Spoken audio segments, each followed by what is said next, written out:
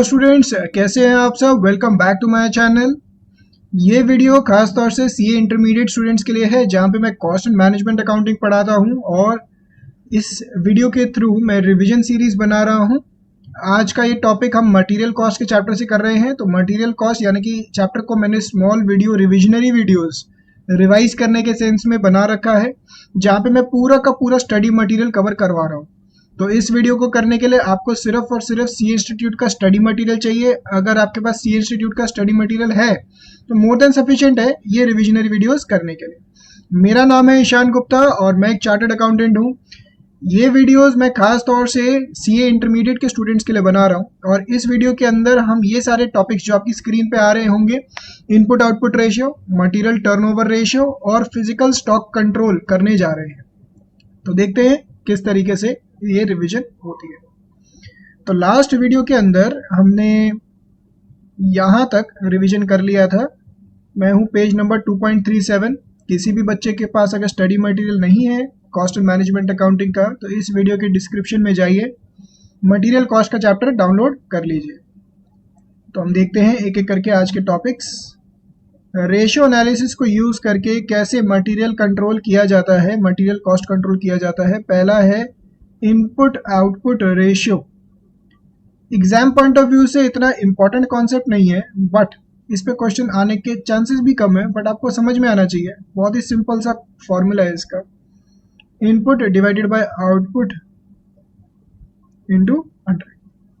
Example के तौर पे अगर मान लीजिए ये 120% निकल के आता है तो इसका मतलब क्या होता है, 1.2 kg ऑफ इनपुट लगेगा 1 आउटपुट यूनिट को बनाने के लिए। तो इस तरीके से कुछ फॉर्मूला बनता है। अगर ये परसेंटेज हम जैसे 120% आ रहा है, इसका मतलब क्या है, आउटपुट का 120% लगेगा इनपुट। अगर यही 150% निकल के आता तो मतलब क्या होता है कि अगर 1 यूनिट आउटपुट का बनाना है तो 1.5 kg लगेगा इनपुट का। तो इनपुट आउटपुट रेशियो इसी चीज को एक्सप्लेन करता है। इसका कोई भी न्यूमेरिकल दे नहीं रखा है आपकी बुक्स के अंदर, स्टडी मटेरियल के अंदर। नेक्स्ट आता है इन्वेंट्री टर्नओवर रेशियो। इसको इंपॉर्टेंट मार्क कर लीजिए। अगेन 5 मार्क्स का आ सकता है एग्जाम में without a doubt. Inventory turnover ratio, inventory turnover ratio का मतलब फॉर्मूला क्या होता है, cost of material consumed during the period divided by cost of average stock. अब कॉस्ट ऑफ मटेरियल कंज्यूम्ड कैसे निकलता है, opening stock of raw material plus purchase minus closing stock of raw material. जो भी बच्चे ये सोच रहे हैं कि ये कहीं पढ़ा पढ़ा सा लग रहा है, तो बच्चों आपने ये यहाँ तो 12th के रेशियो के चैप्टर में पढ़ा होगा, या फिर जो बच्चों ने एफएम फाइनेंशियल मैनेजमेंट ग्रुप 2 के अंदर कर चुके हैं वहां पे ये रेशियो के चैप्टर में पढ़ रखा होगा। यहाँ पे जब मैं इन्वेंट्री टर्नओवर की बात कर रहा हूँ तो सिर्फ और सिर्फ रॉ मटेरियल की इन्वेंट्री की बात हो रही है यहाँ पे, क्योंकि चैप्टर का नाम ही क्या है, मटेरियल टर्नओवर। और डिनोमिनेटर में ये देखिए एवरेज स्टॉक, एवरेज स्टॉक का मतलब opening plus closing divided by 2। तो इस टर्नओवर से हमें पता क्या लगता है कि भाई जैसे रॉ मटेरियल आया, कितनी तेजी से उसको कंज्यूम कर रहे हैं हम और कितनी तेजी से अगला रॉ मटेरियल हमारे पास आ रहा है। बेसिकली अगर इसके अंदर देखा जाए तो ये बात चल रही है कि आपका क्लोजिंग स्टॉक, मान लीजिए एग्जांपल देता हूं मैं छोटा सा, मान लीजिए आपका क्लोजिंग स्टॉक, आपका एवरेज स्टॉक पड़ा हुआ है 500 रुपए का, ठीक है, और आपका कंजम्पशन है 600 रुपए का। तो ये कितना टाइम्स हो गया, 12 टाइम्स। इसका मतलब क्या निकल के आता है, क्लोजिंग स्टॉक यानी कि आपका स्टॉक जो है, जो भी रॉ मटेरियल का एवरेज स्टॉक आपके पास पड़ा होता है, उसको 12 टाइम्स आप कंज्यूम करते हैं, बड़ी तेजी से कंज्यूम करते हैं। रॉ मटेरियल आया कंज्यूम हुआ, आया कंज्यूम हुआ। तो उस चीज को, इसकी मूवमेंट को इन्वेंट्री टर्नओवर से ना हम ये भी जज कर सकते हैं कि फ्रीक्वेंसी, मूवमेंट की स्पीड क्या है। तो इस चीज को देखेंगे अभी। एवरेज स्टॉक का तो फॉर्मूला दे रखा है, अच्छा नंबर ऑफ डेज। अच्छा यहाँ पे ध्यान से देखिए, ये कंज्यूम्ड का फॉर्मूला मैंने यहाँ पे लिख दिया है, हालांकि आपके यहाँ पे इंस्टीट्यूट ने लिखा नहीं है। एवरेज स्टॉक का फॉर्मूला इन्होंने लिखा हुआ है। नेक्स्ट, इसी चीज को अगर एवरेज नंबर ऑफ डेज में एक्सप्रेस करना हो तो कैसे कर सकते हैं, 360 या 365 डेज अगर डेज के अंदर है, 12 मंथ्स अगर मंथ्स में है, या 52 वीक्स जिसमें भी आपको एक्सप्रेस करना है, divided by inventory turnover ratio. For example मैंने पीछे इन्वेंट्री टर्नओवर रेशियो लिया था 12 टाइम्स, तो इसके अंदर अगर मैं डेज में निकालना चाहूँ तो बच्चों ये क्या हो जाएगा, 360 days divided by 12 times, which is equal to 130, which is equal to 30 days. इसका मतलब क्या होता है बच्चों? इसका मतलब ये होता है कि जो भी हमारे पास स्टॉक पड़ा हुआ है, ऑन एन एवरेज 30 डेज बाद अगले स्टॉक की रिक्वायरमेंट पड़ जाती है हमें। तो मूवमेंट साइकिल पता लग रहा है कितने दिन का हो गया? 30 डेज का।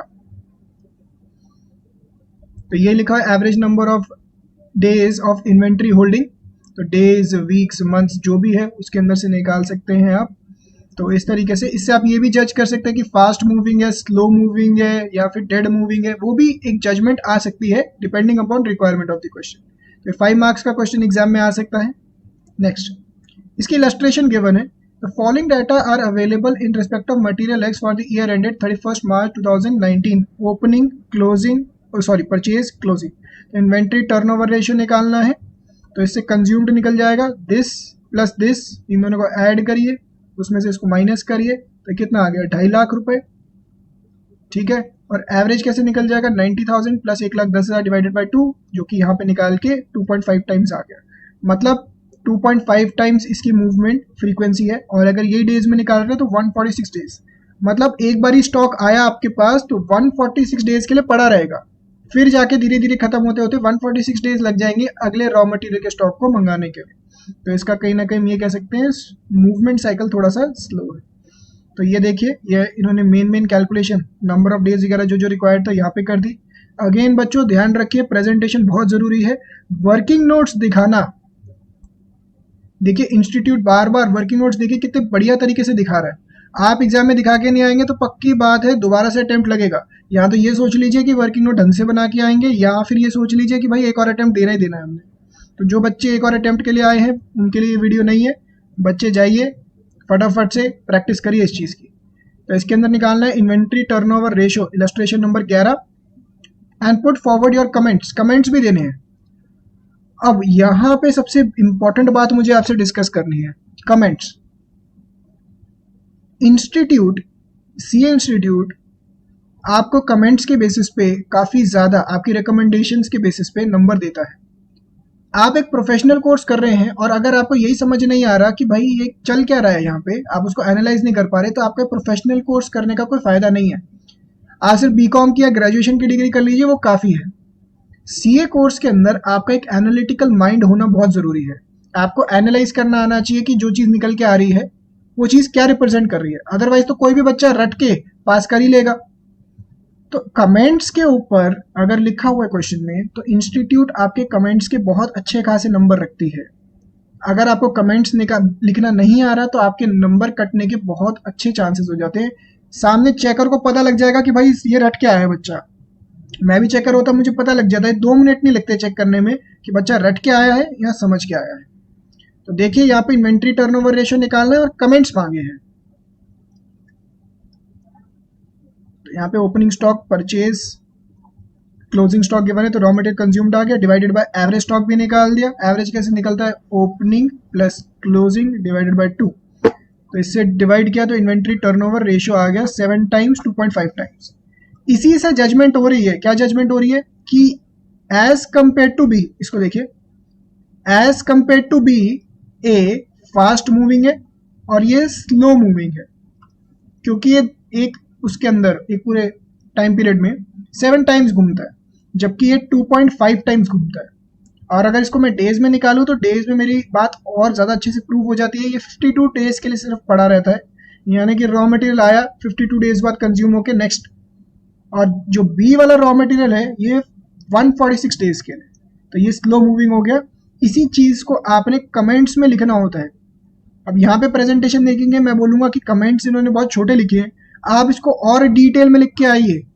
5 नंबर का अगर ये क्वेश्चन होता तो 3 नंबर ऊपर के कैलकुलेशन के, 2 नंबर कमेंट्स के, तो 2 नंबर के हिसाब से कमेंट्स लिख के आइए। बस इतने से मैं सेटिस्फाइड नहीं हूँ कि आपका कमेंट्स चल जाएगा, तो इसको और डिटेल में आप लिख सकते हैं। नेक्स्ट, कोई भी बच्चों डाउट आ रहा हो कि समझ में नहीं आ रहा तो ज़रूर कमेंट्स में छोड़िए, मैं आपके कमेंट्स का ज़रूर रिप्लाई करूँगा, कोई भी डाउट्स आते हैं तो। फिजिकल कंट्रोल, अच्छा बच्चों ये वाला जो टॉपिक है ना, ये थियोरेटिकल टॉपिक है, इसको भी कवर कर लेते हैं। थ्योरी का पूछा जा सकता है इसके अंदर से। 2 बिन सिस्टम, 2 बिन नहीं 2 बिन। मैं जब क्लास में बच्चों को पढ़ाता हूँ ना, बच्चे कहते हैं 2 बिन, तेरे बिन। गाना गाना शुरू हो जाते हैं।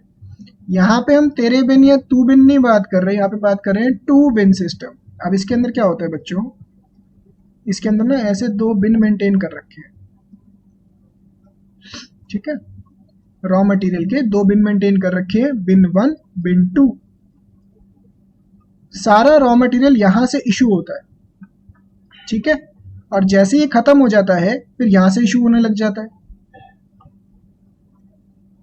जैसे ही खत्म हो जाएगा वैसे यहां से इशू होने लग जाएगा और इसको फिल करने के लिए ऑर्डर दे दिया जाएगा। समझ पा रहे हैं? इसको ऐसे समझ लीजिए जस्ट लाइक आप बाइक चला रहे हैं या गाड़ी चला रहे हैं, आपका एक साइन आ जाता है ना, इंडिकेटर आ जाता है। जैसे ही वो इंडिकेटर आ जाएगा एम्प्टी का, तो आपको कहीं ना कहीं पता लग गया है कि रिजर्व पे गाड़ी लग चुकी है, अब आपको पेट्रोल फिल करवा लेना चाहिए। उसी तरीके से जब यहाँ से जा रहा है इशू हो रहा है, जैसे आपको पता लगा भाई ये यहाँ की बजाय अब यहाँ से जाना शुरू हो गया, तुरंत आपको ये वाले फिल करने के लिए बिन ऑर्डर देना पड़ेगा। इससे क्या रहता है, एक चेक रहता है। जैसे अगर गाड़ी के अंदर आपको पेट्रोल का इंडिकेशन नहीं मिलेगा तो हो सकता है आप गाड़ी चलाते जाए। जैसे आपको इंडिकेशन मिलता है आपको पता लग जाता है कि भाई अब रिजर्व पे लग चुकी है, अब आपको पेट्रोल भरवाना पड़ेगा। Next, establishment of systems of budgets. अब होता क्या है, एक ना बजट चैप्टर भी आएगा आपका। हर कंपनी बजट बनाती है, अलग अलग तरीके के बजट होते हैं, production budget, purchase budget, sales budget, XYZ। तो बजट से फायदा क्या होता है, बजट 1 साल का हो सकता है, 6 महीने का हो सकता है, 3 महीने का, 1 महीने का, 1 हफ्ते का, अलग अलग टाइप के बजट अलग अलग टाइम पीरियड में बना सकते हैं।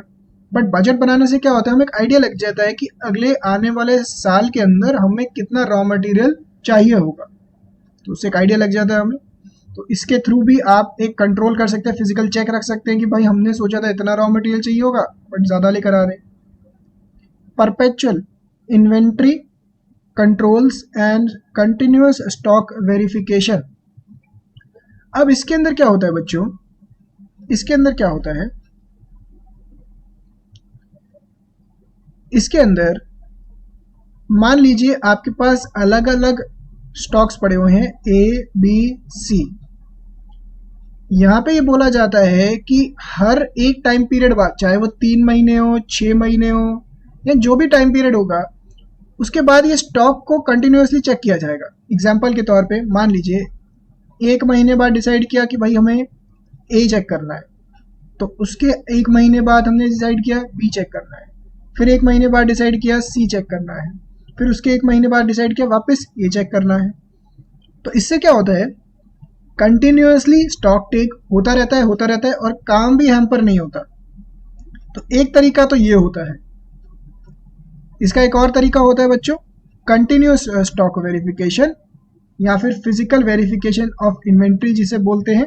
जैसे मान लीजिए मैंने आपको लास्ट वीडियो के अंदर भी एग्जांपल दिया था कि जब आप आर्टिकलशिप में जाएंगे तो आपको स्टॉक टेक के लिए भेजा जाएगा, तो वो जो स्टॉक टेक के लिए भेजा जाता है ना बच्चों, वही यहाँ पे बात हो रही है, कंटिन्यूअस स्टॉक वेरिफिकेशन। तो इसको ये जितना भी थ्योरी वाला हिस्सा है, क्या क्या है थ्योरी वाला, यहाँ से लेके फिजिकल कंट्रोल नेक्स्ट पेज और उसके नेक्स्ट पेज यहाँ तक आप पूरा ये थ्योरी का हिस्सा रीड कर लेंगे यहाँ तक। तो इस वीडियो के अंदर हम यहीं तक कवर करने वाले हैं। मटेरियल इशू प्रोसीजर जो फीफो, लीफो, वेटेड एवरेज है, ये मैं नेक्स्ट वीडियो में करवाऊंगा। होपफुली ये वीडियो से आपको एक रिवीजन मिला हो, कुछ थ्योरी के कॉन्सेप्ट्स का, कुछ प्रैक्टिकल कॉन्सेप्ट्स का, और आपको ये वीडियोस हेल्प कर रही होंगी। तो आप कमेंट सेक्शन में जाके कमेंट छोड़ के मुझे बताइए कि आपको किस तरीके से वीडियो सीरीज हेल्प कर रही है। इससे मुझे मोटिवेशन मिलेगा और मैं आपके लिए और वीडियोस भी बनाऊंगा। साथ ही साथ अपने दोस्तों के साथ भी शेयर कर सकते हैं। और अगर आपको कोई भी डाउट्स आता है तो मुझे व्हाट्सएप या फिर फेसबुक, इंस्टाग्राम, किसी के भी थ्रू मुझे कॉन्टैक्ट कर सकते हैं। सारे के सारे लिंक्स इस वीडियो के डिस्क्रिप्शन में अवेलेबल है। तो होपफुली आप सबको ये वीडियोस हेल्प कर रही हैं। सब्सक्राइब करिए चैनल को। थैंक यू सो मच, जुड़े रहिए मेरे चैनल के साथ। Thank you.